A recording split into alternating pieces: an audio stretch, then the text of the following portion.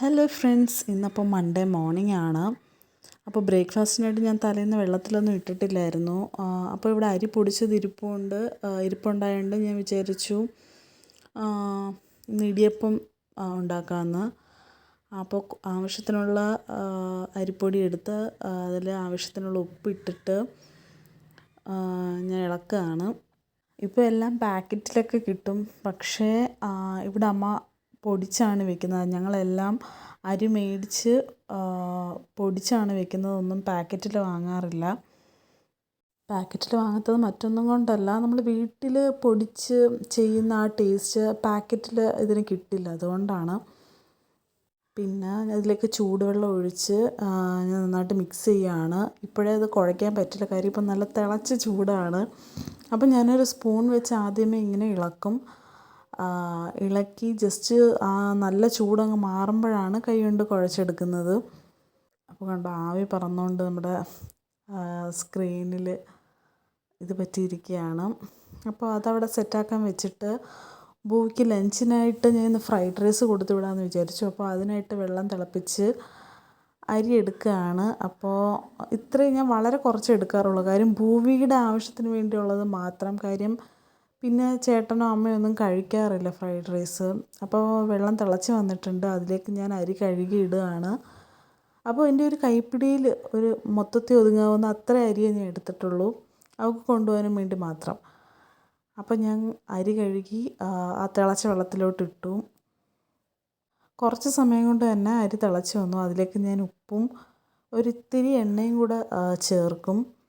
ആ സമയമായപ്പോഴത്തേക്കും നേരത്തെ ഇടിയപ്പത്തിന് കുഴച്ച് വെച്ചിരുന്ന മാവിൽ നിന്ന് ആ ചൂട് കുറച്ച് കുറഞ്ഞ് കിട്ടിയിട്ടുണ്ട്. ഇനി നമുക്കത് ചപ്പാത്തിയുടെ ആ ഒരു പരുവത്തിന് കുഴച്ചെടുക്കണം. അങ്ങനെ ഞാൻ ഏകദേശം കുഴച്ച് ഈ പരുവമായിട്ടുണ്ട്. ഇത് എത്രത്തോളം ഇട്ട് കുഴച്ച് സെറ്റാക്കുന്നോ അത്രയും നല്ലതാണ് കേട്ടോ ഇടിയപ്പത്തിന്. അപ്പോൾ അവസാനം ഈ പരുവത്തിലാക്കി ഞാൻ വെച്ചിട്ടുണ്ട്. പിന്നെ ഞാൻ ചെന്ന് നോക്കിയപ്പോഴത്തേക്കും ഇതൊരു 50% വെന്തിട്ടുണ്ടായിരുന്നു. ഇത് 10-15 മിനിറ്റ് കൊണ്ട് തന്നെ പെട്ടെന്ന് സെറ്റാക്കാൻ പറ്റുന്നൊരു ഇതാണ് കേട്ടോ ഞാൻ ഉണ്ടാക്കുന്ന ഫ്രൈഡ് റൈസ്. അപ്പോൾ അത് കുറച്ച് നേരം കൂടെ കിടക്കട്ടെ. ആ സമയം കൊണ്ട് ഞാൻ പോയി ക്യാരറ്റും ബീൻസും അരിഞ്ഞു. അത് ഈ തിളച്ചുകൊണ്ടിരിക്കുന്ന ഇതിലേക്ക് ഞാൻ ഇടുകയാണ്.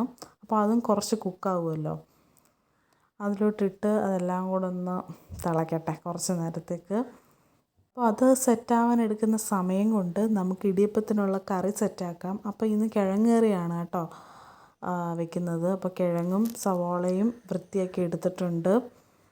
പിന്നീട് ഞാൻ റൈസ് ഊറ്റിയെടുത്ത് വെച്ചിട്ടുണ്ട്. പൊട്ടാറ്റോയും സവാളയും ഞാൻ കട്ട് ചെയ്തു. ഇനി അത് ഞാനൊരു കുക്കറിലേക്ക് മാറ്റുകയാണ്. ഇതൊന്ന് വേവിച്ചെടുക്കണം. അപ്പോൾ അതിലേക്ക് ഞാൻ ആവശ്യത്തിനുള്ള മഞ്ഞൾപ്പൊടിയും ഇട്ട് പിന്നെ കുറച്ച് ഉപ്പും വെള്ളവും കൂടെ ചേർത്ത് ചെയ്യുകയാണ്. ഞാൻ ഈ ഉപ്പിടുന്നതെല്ലാം കൈക്കണക്കാണ് കേട്ടോ, എനിക്ക് എന്നാലേ ശരിയാവും. ഞാൻ സ്പൂണിലാണ് യൂസ് ചെയ്യുന്നതെങ്കിൽ ഉപ്പ് സാധാരണ കൂടിപ്പോവും. അങ്ങനെ അതും ഞാൻ കുക്കറിലാക്കി ഇടിയപ്പവും പീച്ചി ഇഡ്ഡലി കുട്ടകത്തിലാക്കിയിട്ടുണ്ട്. പിന്നീട് ഞാൻ ഫ്രൈഡ് റൈസിനുള്ള മുട്ട ചിക്കി എടുക്കുകയാണ്. എണ്ണ ഒഴിച്ച് മുട്ട അതിലേക്ക് ആഡ് ചെയ്യുകയാണ്. പിന്നീട് ഞാൻ കുറച്ച് കുരുമുളകും കൂടെ അതിൽ ആഡ് ചെയ്ത് മിക്സാക്കി എടുക്കുകയാണ്. അപ്പോൾ നേരത്തെ ഞാൻ ഡ്രെയിൻ ചെയ്യാൻ വെച്ചിരുന്ന ചോറും കൂടെ പിന്നെ ഇതിലേക്ക് തട്ടും. അപ്പോൾ നന്നായിട്ട് ഞാനിത് മുട്ട ചിക്കി കൊടുക്കുകയാണ്. പിന്നീട് ഞാൻ ചോറും കൂടി ഇതിലേക്ക് തട്ടി എല്ലാം കൂടെ മിക്സ് ചെയ്യുകയാണ്. എൻ്റേതങ്ങ് പെർഫെക്റ്റ് ഫ്രൈഡ് റൈസ് അല്ല, കാര്യം ഞാൻ ഇതിൽ സോസൊന്നും ആഡ് ചെയ്യത്തില്ല. കളറിന് വേണ്ടി കുറച്ച് മഞ്ഞൾപ്പൊടി ഇട്ട് ഒന്ന് സെറ്റാക്കി വെക്കുകയാണ് ചെയ്യുന്നത്. അപ്പം ഞാൻ ക്വിക്സ ഹൈപ്പർ മാർക്കറ്റിൽ പോയപ്പോൾ മേടിച്ച ഒരു ലഞ്ച് ബോക്സാണിത്. ബോയ്ക്ക് ഇത് വേണമെന്ന് പറഞ്ഞ് അവിടെ കിടന്ന് കരഞ്ഞു, അങ്ങനെ മേടിച്ചു. അപ്പോഴത്തേക്കും ഇടിയപ്പവും സെറ്റായിട്ടുണ്ടായിരുന്നു. നമുക്കൊന്ന് തുറന്ന് നോക്കാം. നന്നായിട്ടത് വെന്തിട്ടുണ്ടായിരുന്നു. പിന്നെ കടു പൊട്ടിച്ച് വേവിച്ച് വെച്ചേക്കുന്ന കിഴങ്ങും സവാളയും കൂടി അതിൽ ആഡ് ചെയ്യുകയാണ്. അത് നമുക്കൊന്നും കൂടെ ഉപ്പൊക്കെ നോക്കി അതും സെറ്റാക്കി വെച്ചു. അപ്പോൾ ഇന്ന് ഇടിയപ്പവും കിഴങ്ങ് കറിയും ആണ് ബ്രേക്ക്ഫാസ്റ്റിനുള്ളത്. ഇനി ബൂയുടെ ലഞ്ച് നമുക്ക് പാക്ക് ചെയ്യാം. അപ്പോൾ പുതിയ ലഞ്ച് ബോക്സിലാണ് ഇന്ന് കൊണ്ടുപോയത്. അതുകൊണ്ട് ഇന്ന് ഭയങ്കര സന്തോഷമായിരിക്കും. ലഞ്ച് ബോക്സ് പിള്ളേരൊക്കെ കാണിക്കാമല്ലോ. പിന്നെ സ്നാക്സിനായിട്ട് ഞാൻ ബന്നാണ് കൊടുത്തു വിട്ടത്. ഡയറക്റ്റ് അങ്ങ് വെച്ചാൽ പുള്ളിക്കാരി കഴിക്കില്ല. സോ ഞാനൊരു ബട്ടറിൽ അതൊന്ന് ജസ്റ്റ് ഫ്രൈ ചെയ്താണ് കൊടുത്തു വിടുന്നത്.